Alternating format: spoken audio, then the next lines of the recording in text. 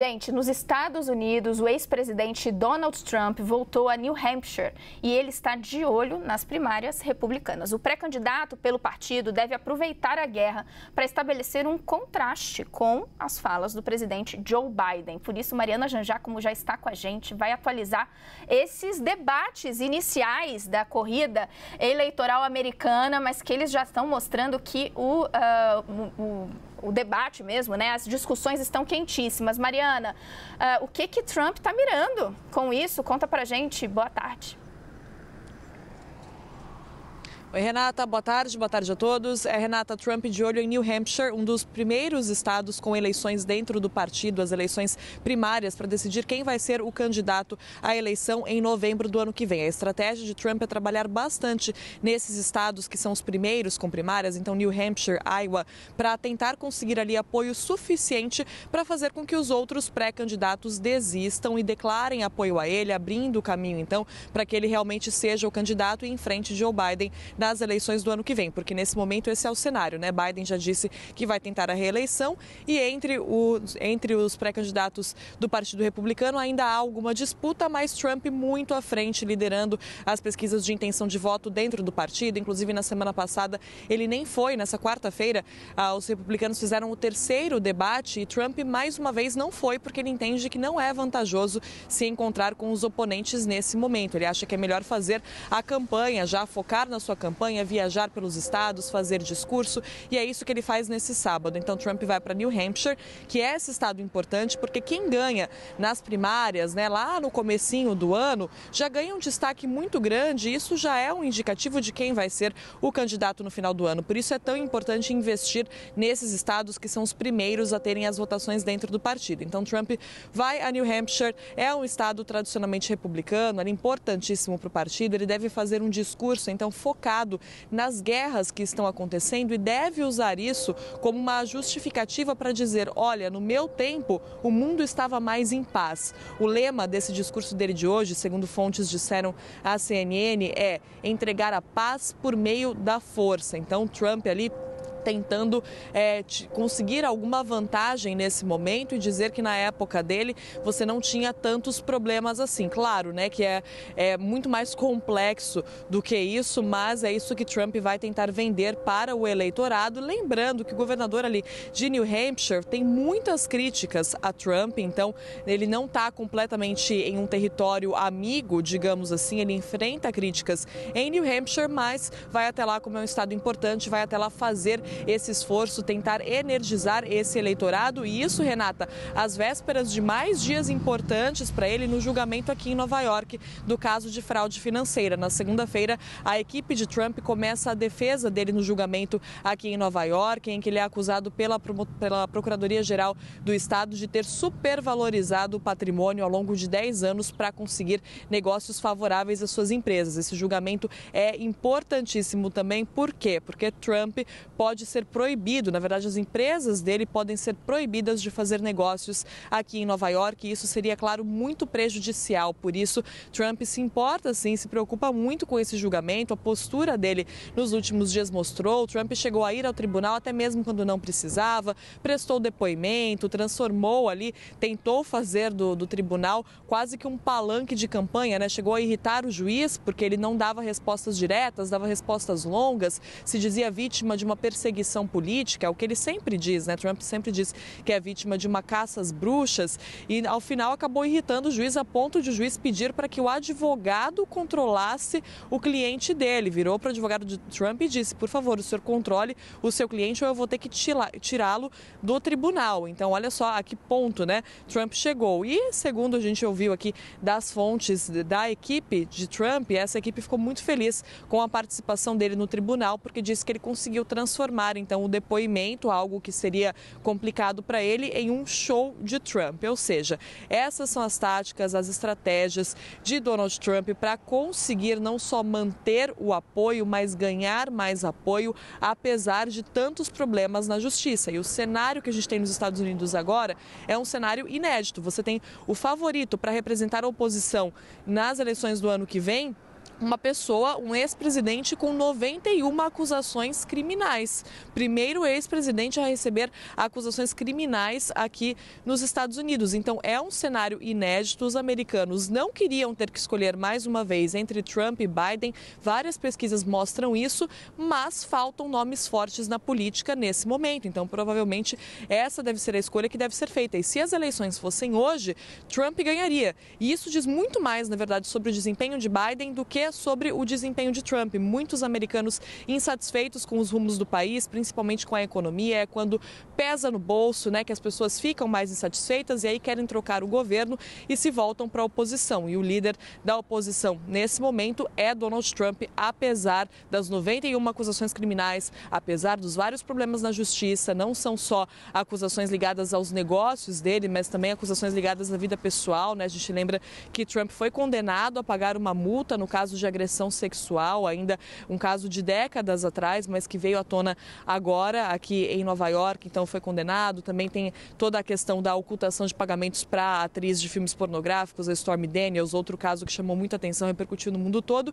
Isso sem falar nas acusações sobre política também, né, de tentativa de interferência nas eleições de 2020. Então, é uma pessoa que tem todos esses problemas na justiça, mas que lidera as pesquisas de intenção de voto dentro do partido. Consegue, de alguma forma, usar isso para energizar esse eleitorado muito fiel a ele, então, e falar que realmente é uma vítima de perseguição política, que precisa de ajuda. Então, a cada notícia que sai, a cada nova questão, cada novo problema na justiça, Trump volta a dizer isso e a tentar conseguir mais apoio ali do eleitorado dele. E do outro lado, você tem um presidente com aprovações, com índices de aprovação super baixos e perdendo o apoio naqueles grupos minoritários que foram essenciais para que ele se elegesse, perdendo apoio entre os negros, entre os mais jovens, entre os hispânicos. Muita gente decepcionada com Biden, agora ainda mais com essa situação da guerra no Oriente Médio. Existe toda uma cobrança, né, em cima de Biden, não só para demonstrar apoio a Israel, é lógico, eu estou aqui em Nova York, a cidade com a maior comunidade judaica fora de Israel do mundo. Então existe não só essa pressão, mas também a pressão do eleitorado mais progressista, que pede ali para que Biden se envolva mais e ajude a proteger os civis, ajude nas questões humanitárias. E Biden ali no meio dessa corda bamba, com índices de aprovação baixos, a economia melhorando por aqui, mas ainda assim muita gente sentindo no bolso a inflação que chegou a níveis recordes. Então realmente é um cenário inédito que a gente tem para as eleições do ano que vem. Ainda tem um ano pela frente, muita coisa pode acontecer, mas a gente já se prepara porque realmente surpresas podem acontecer aí no meio do caminho, porque já é algo sem precedentes aqui na história dos Estados Unidos. Renata. Mari, deixa eu só te pedir aqui, você trouxe todos os lados dessa história. Mariana já, como sempre, perfeita no laço, mas eu queria só reforçar um aspecto que você colocou, porque vocês que nos acompanham não ouviram errado, gente. São 91 acusações criminais, como a Mariana Janjacomo acabou de dizer para vocês. Então, esse julgamento, que nós, inclusive, trouxemos para vocês aqui ao longo da semana, de Donald Trump, o juiz já se pronunciou, entendendo que ele, de fato, cometeu fraude, há ainda outros aspectos a serem analisados. Ele está longe de ser a única complicação judicial de Donald Trump. Porém, como Mari contou para vocês, Trump está numa estratégia deliberada de transformar esses problemas judiciais em um show político, em noticiário político, em alavancar a sua imagem usando essa plataforma. E aí, Mari, é isso que eu queria que você amarrasse aqui pra gente. A gente tem uma diferença essencial entre a legislação americana e a brasileira nesse sentido. Porque aqui no Brasil, quando a gente fala de complicação judicial, já se levanta. E a lei da ficha limpa? Tem inelegibilidade? Ele vai poder se candidatar? A história é um pouco diferente quando a gente fala da legislação americana, né? Exatamente, Renata. Esse é o ponto e é isso que muitos especialistas e muitos analistas aqui não conseguem saber, não conseguem responder nesse momento. A pergunta, mesmo Trump com todos esses problemas na justiça, pode se tornar presidente? A resposta mais simples é Sim, só que vários analistas, especialistas se debruçam sobre isso nesse momento, porque, como eu disse, é algo inédito, né? A gente está falando de 91 acusações, não só de um processo, são de vários desses processos, e não há nada na Constituição americana que diga que uma pessoa acusada ou até mesmo condenada não possa assumir a presidência dos Estados Unidos. Então, em tese, mesmo condenado, Donald Trump poderia assumir a presidência. Agora, é claro que há questões práticas, né? Questões práticas, inclusive, mesmo sem ele ser condenado, só ter esse tanto de problema na justiça já prejudica a campanha, por exemplo, prejudica a habilidade dele de viajar, de ir para os estados, fazer campanha, fazer discursos. Essa é, inclusive, uma das maiores objeções da equipe de advogados dele. A equipe de advogados de Trump tem alegado em vários desses julgamentos que se trataria de interferência política, você impedir que Trump viajasse, você marcar um julgamento para uma semana em que ele tinha viagem marcada de campanha, por exemplo. Então é assim que os advogados tentam jogar esses casos lá para frente, tentam jogar os julgamentos lá para frente, adiar, se possível, para depois das eleições. Por quê? Porque se Trump realmente for eleito presidente, aí ele ganha muito poder para conseguir ali fazer várias manobras e conseguir se safar, né? Conseguir ali conseguir escapar ali de vários casos, mesmo se for condenado. Tem um caso que preocupa mais, Renata, em que Trump, mesmo se fosse presidente, ele não teria tanto domínio, não teria tanta margem para manobra, que é o caso da Geórgia. A Geórgia é um estado tradicionalmente republicano, em que Biden ganhou a maioria dos votos em 2020. Aí Trump começou uma campanha ali para falar que era mentira, que os resultados tinham sido forjados. E aí agora ele está sendo processado, né? Na Geórgia, Trump está sendo processado por tentativa de interferência nas eleições lá. E como é um caso estadual, Trump não teria poder ali para conseguir nenhum tipo de manobra caso fosse condenado. Então, esse caso na Geórgia preocupa muito. Agora, outros casos que estão na Justiça Federal permitem muito mais estratégias, muito mais manobras, permitem mais um controle caso realmente ele seja reeleito. Então, olha só o que a equipe de advogados tenta fazer, tenta jogar esses julgamentos mais para frente, esperando ali, apostando numa possível reeleição de Donald Trump. Agora, antes disso, né, então voltando, o caminho é longo.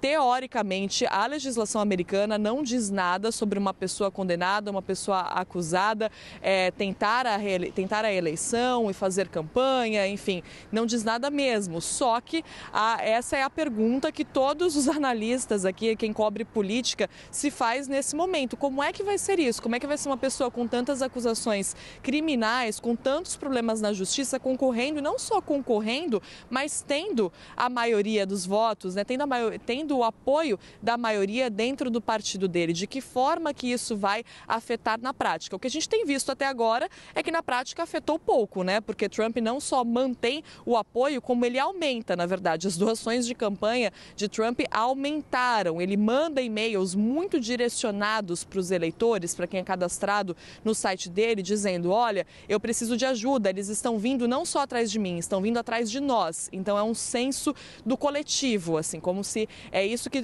Trump faz com os eleitores, né? Ele acredita que fala, não, olha, eles estão vindo atrás de nós, não só atrás de mim, é uma perseguição contra nós, contra os nossos valores. E aí, com esse tipo de discurso, ele consegue aumentar as doações de campanha. Também é claro que entra aí a insatisfação, né? A gente não pode deixar isso de lado.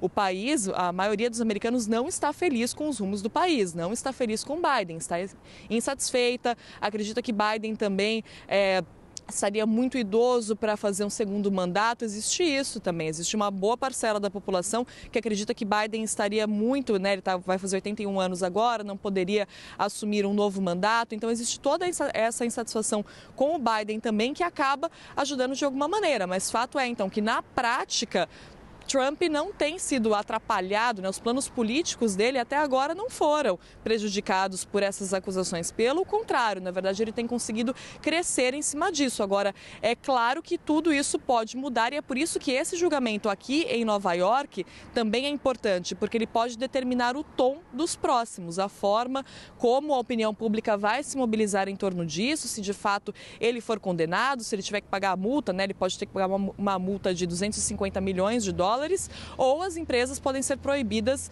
de fazer negócios em Nova York, o que, é claro, seria muito mais prejudicial do que a multa de 250 milhões de dólares para Donald Trump. Então, como a opinião pública vai se mobilizar em torno dessa sentença, é mais importante até do que a própria sentença, porque pode dar o tom dos próximos julgamentos, pode ser determinante para os próximos julgamentos, e é aí que a gente vai entender se Trump continua conseguindo apoio ou não, ou se ele perde esse apoio, se for condenado também. Aí a gente está falando, aí é outra história, a gente tem que entender exatamente o que vai acontecer.